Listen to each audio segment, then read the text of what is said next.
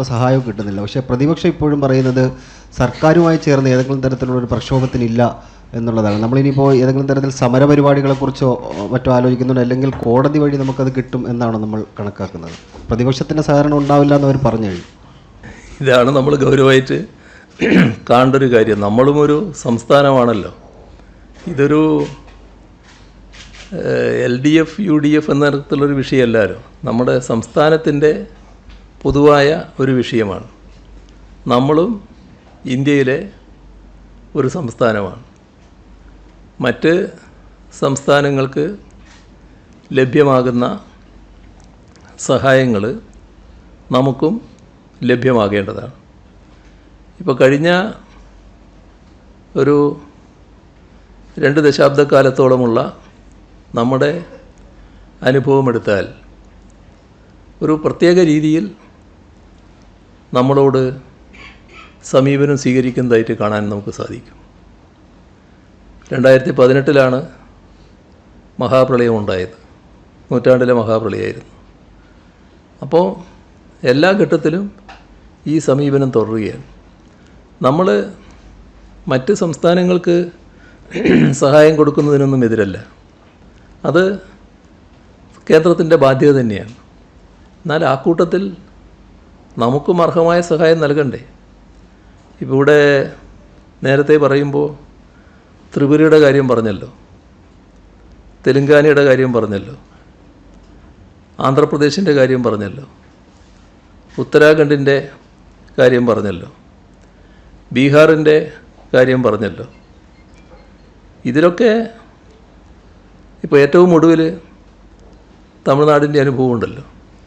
ഈ സംസ്ഥാനങ്ങൾക്കൊക്കെ സഹായം നൽകിയതിനെ നമ്മളൊരു തരത്തിലും ചോദ്യം ചെയ്യുന്നില്ല. പക്ഷേ നമ്മളും ഈ രാജ്യത്തിൻ്റെ ഭാഗമല്ലേ? ഈ രാജ്യത്തിൻ്റെ ഭാഗമായൊരു സംസ്ഥാനമല്ലേ? ആ സംസ്ഥാനത്തിന് പ്രശ്നങ്ങളുണ്ടാകുമ്പോൾ അതൊരു പ്രത്യേകമായ വീക്ഷണകോണിലൂടെ മാത്രം കണ്ടാൽ മതിയോ? ആ ഒരു വീക്ഷണകോൺ ഇതിൽ കാണാൻ പറ്റുന്നില്ലേ?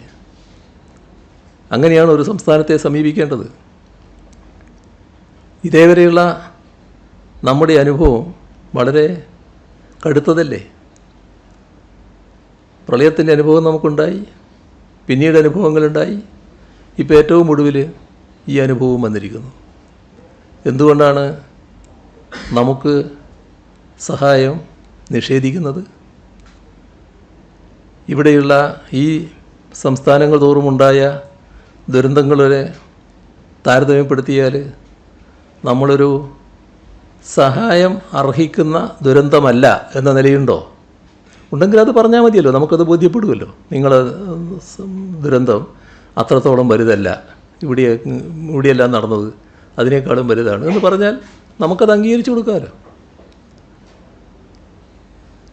എല്ലാറ്റിനെയും ഒരു പ്രത്യേക വീക്ഷണകോണിൽ കൂടി കണ്ടാൽ മതിയോ?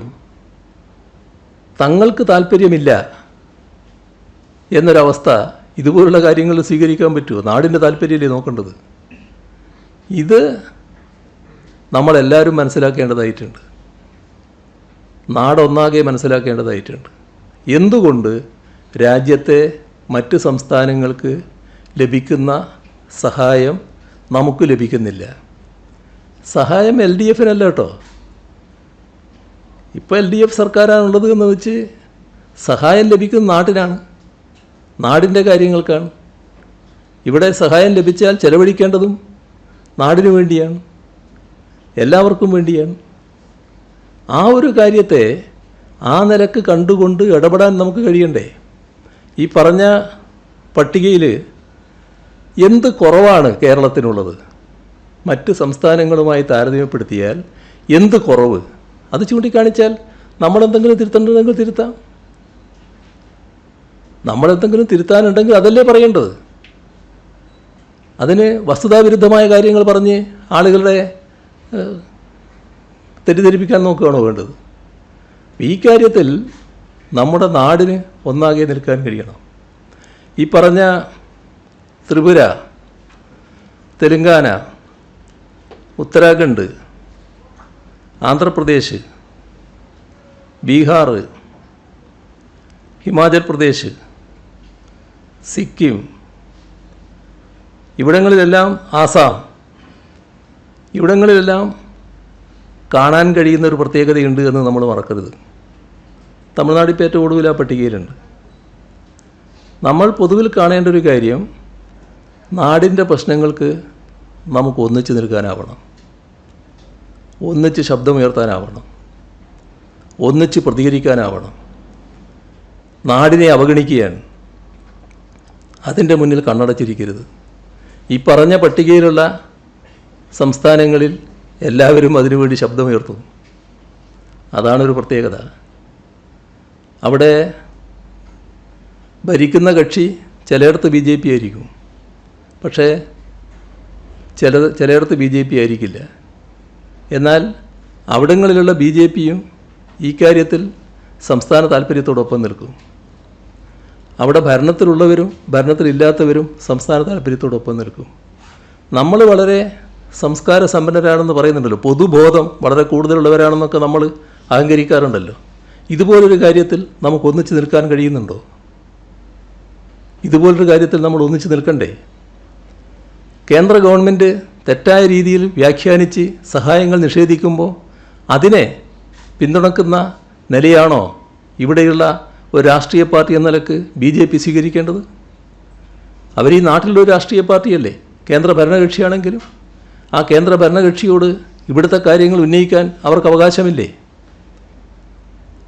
ബാക്കി രണ്ട് കൂട്ടർ, UDFും LDFും, ഇവർക്ക് BJPക്ക് താല്പര്യമില്ലാത്ത കൂട്ടർ. നിർഭാഗ്യവശാൽ അവർക്കായിപ്പോയി കേരളത്തിലെ ഭൂരിപക്ഷം ജനങ്ങളുടെ പിന്തുണ. അപ്പം അങ്ങനെ ഒരു നാടിന് ഒരു സഹായവും വേണ്ട എന്ന സമീപനമാണോ? അങ്ങനെയാണോ സ്വീകരിച്ചു പോകേണ്ടത്? ആ ഒരു ദുരുപദിഷ്ടമായ നിലപാട് ഉൾക്കൊള്ളാൻ നമുക്ക് കഴിയുന്നുണ്ടോ മറ്റു പലതിൻ്റെയും പേരിൽ? ഇതാണ് നാം ഗൗരവമായി കാണേണ്ട കാര്യം. അപ്പോൾ ഇത്തരം കാര്യങ്ങളെ ഒരു നാടെന്ന നിലക്ക് ഒന്നിച്ച് ചോദ്യം ചെയ്യാൻ സന്നദ്ധമാവുക എന്നതാണ് വേണ്ടത്. അതാണ് എനിക്കതിൽ പറയാൻ.